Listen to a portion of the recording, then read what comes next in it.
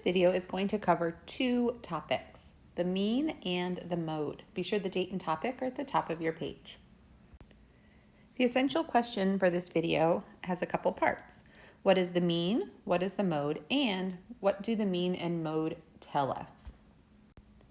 In statistics, we use things called measures of center while we're looking at data. They help us look to see what is typical or average in a piece of information. One way we do that is by looking at something we call the mode. We look at the mode when we're looking at a set of data, and it can help us inform decisions and make predictions.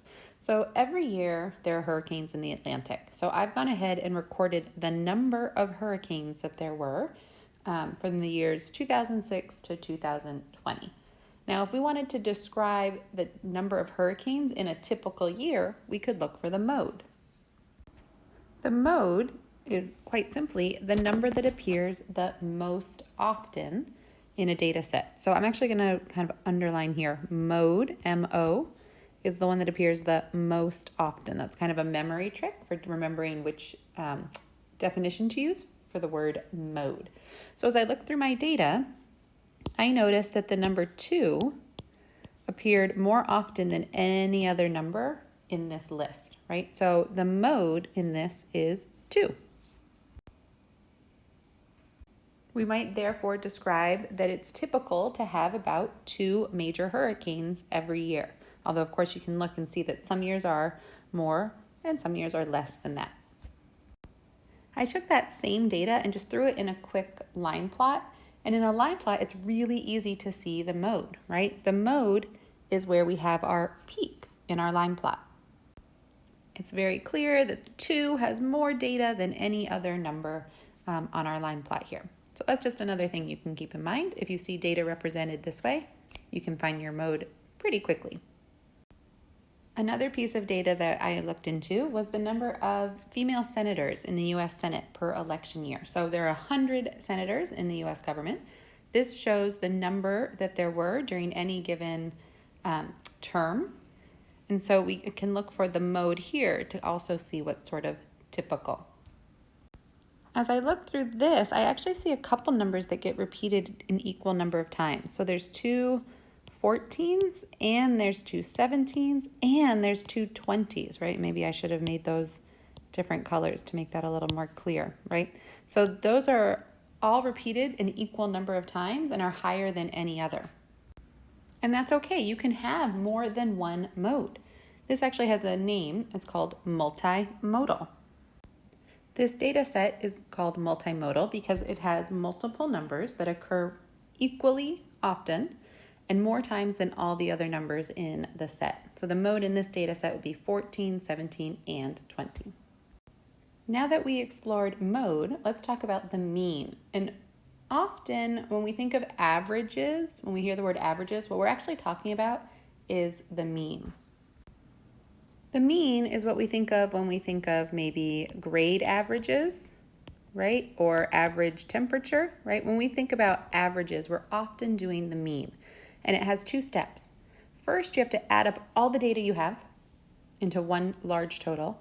And then you have to divide by the total number of items that you had previously added together. And while we can certainly do this by hand sometimes, I do like to keep a calculator handy for these. Sometimes the numbers can get large and they often have long decimal values. So just know that typically we use calculators when we're thinking about real world data with the mean. I'll demonstrate this with a made-up data set this time. So let's say 10 students did some jumping jacks, and we want to find the average. We want to find the mean. Well, we have to take this into 2 steps. So first, we're going to add all the numbers. We'll need to add up everybody's jumps, so we have a total number of jumps that occurred by the whole group of students. So when I add this up, I should get 80 total jumps. Right? So that means altogether they did 80.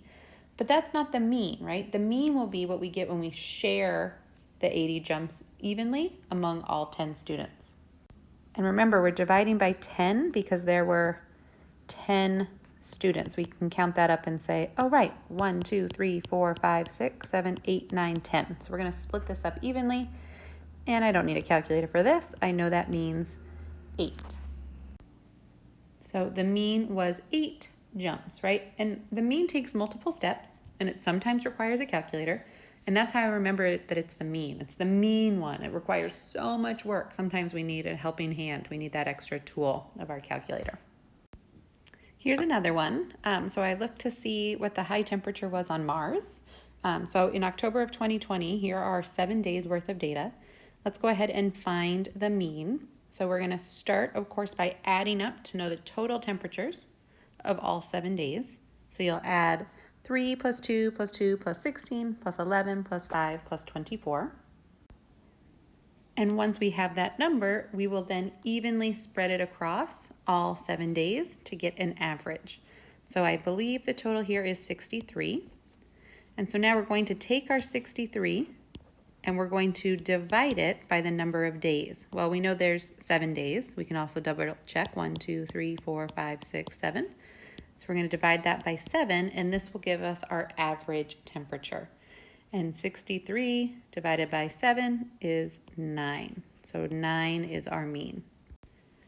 All right, so we'll end with a your turn. So you have 5 numbers here, just some random numbers. I want you to write down the mode and the mean of this data set. And feel free to, of course, look at your notes to remember which one is which and how you calculate both of those.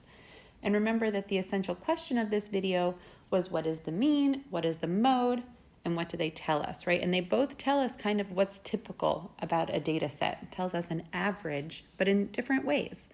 Be sure to have your notes, be sure to have your practice problem completed, and we'll of course talk about more of this together in class.